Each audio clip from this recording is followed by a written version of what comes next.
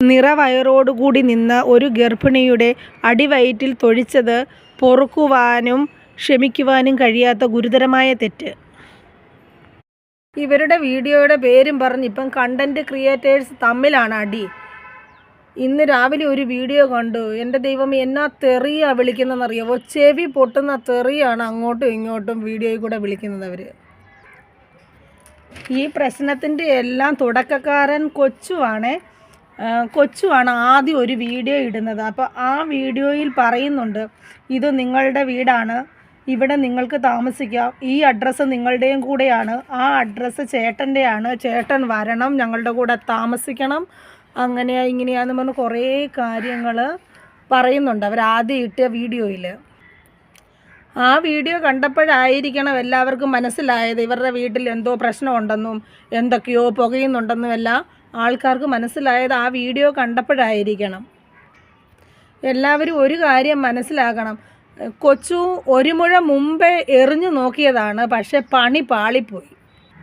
ഇത്രയും അധികം സബ്സ്ക്രൈബേഴ്സുള്ള ഒരു ഫാമിലി ആയതുകൊണ്ട് തന്നെ ഇപ്പം പ്രസവം കഴിഞ്ഞ് 3 മാസമൊക്കെ ഭാര്യ വീട്ടിൽ നിൽക്കുമായിരിക്കും കൊച്ചിനെയും കൊണ്ട്. അത് കഴിഞ്ഞ് വീണ്ടും പിന്നെയും ഇവർ തിരിച്ചു വന്നില്ലെങ്കിൽ എല്ലാവരും ചോദിക്കുകയല്ലേ, മൃദുല എന്തിയെ, കൊച്ചിനെ കണ്ടില്ലല്ലോ, എന്താ സംഭവം എന്നൊക്കെ ചോദിക്കുമല്ലോ.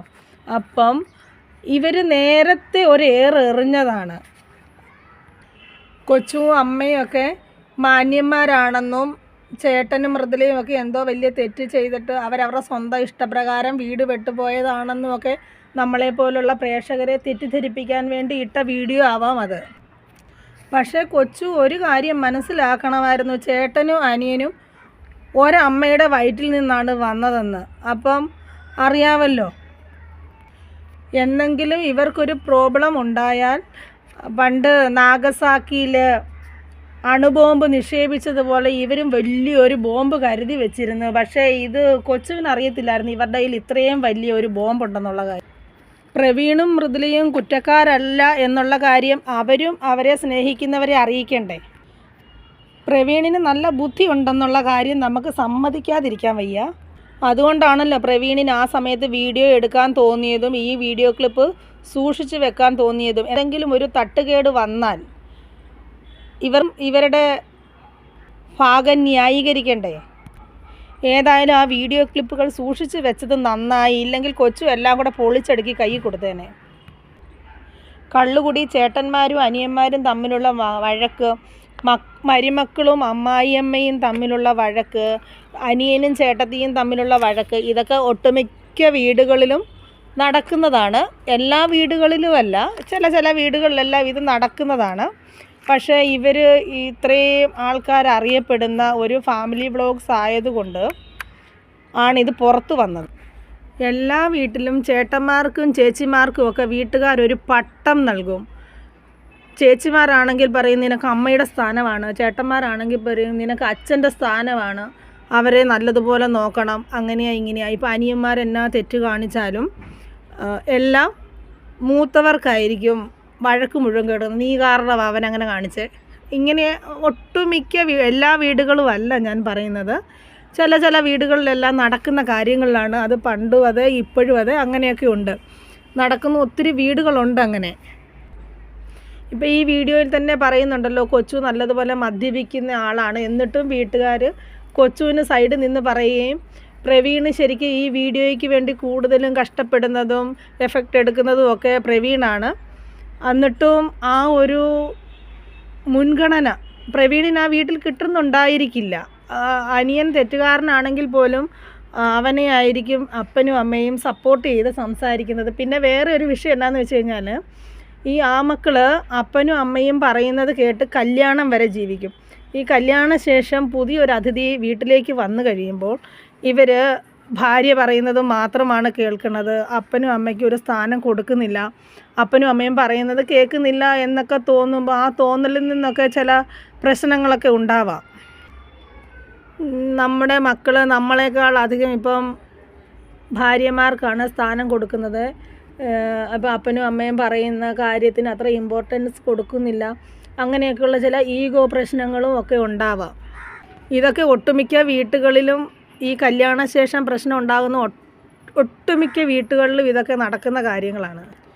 ചില വീട്ടുകളിൽ നല്ല ബുദ്ധിയുള്ള നല്ല അമ്മായിയമ്മമാരും അമ്മായിയപ്പന്മാരും ഒക്കെ ആണെങ്കിൽ അവർക്ക് മനസ്സിലാവും, അവർ ആ രീതിയിലെ കാര്യങ്ങളെ നോക്കിക്കാണുള്ളൂ.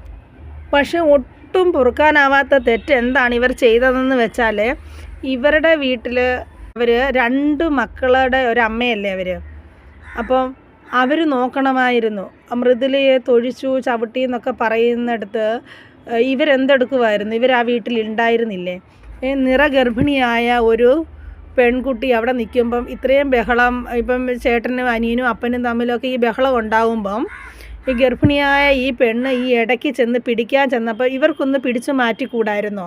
ഇങ്ങോട്ട് വാ മോളെ, അല്ലെങ്കിൽ തൊഴി കിട്ടുക, എന്തെങ്കിലും പറ്റിക്കഴിഞ്ഞ് കഴിഞ്ഞാൽ എന്തോ ചെയ്യുമെന്ന് ചോദിച്ച് ഈ പെണ്ണിനെ വേണമെങ്കിൽ ഒന്ന് പിടിച്ചു മാറ്റാമായിരുന്നു. അത് മൃദുല തെറ്റുകാരി ആയിക്കോട്ടെ, അഥവാ അവൾ നല്ലതായിക്കോട്ടെ ചീത്തയായിക്കോട്ടെ, അതല്ല ഞാൻ പറയുന്നത്.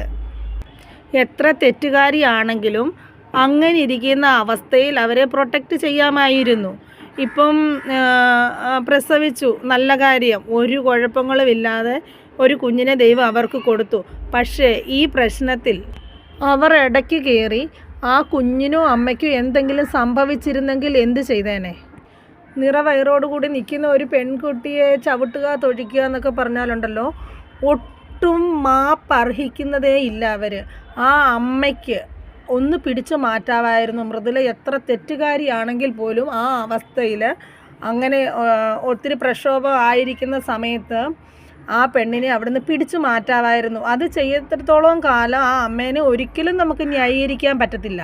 ഇതിൽ നിന്ന് തന്നെ മനസ്സിലാക്കാവുന്നതേ ഉള്ളൂ, മൂത്ത മകനോടും മരുമോളോടും ആ വീട്ടിലുള്ളവർക്ക് എന്തോരം ദേഷ്യമുണ്ടായിരുന്നുവെന്ന്. ഒരിക്കലും ആർക്കും പൊറുക്കാനാവാത്ത തെറ്റാണ് അവർ ചെയ്തിരിക്കുന്നത്. എന്തായാലും അവരിട്ട 2 വീഡിയോയും ലോകം മുഴുവനുള്ള എല്ലാ മലയാളികളും കണ്ട് നല്ല രീതിയിൽ അങ്ങ് വൈറലായി. ചിലപ്പോൾ അവരവരുടെ കുടുംബത്തിൽ പറഞ്ഞു തീർക്കാവുന്ന പ്രശ്നങ്ങളെ ഉണ്ടാവുള്ളായിരിക്കും അത്. 2 വീഡിയോയും വൈറലായതോടുകൂടി കണ്ടൻറ്റ് ക്രിയേറ്റേഴ്സർക്ക് നല്ലൊരു കണ്ടൻറ്റും കിട്ടി. ആ കണ്ടൻറ്റ് ഇട്ടവരുടെയൊക്കെ വീഡിയോകളും വൈറലായി.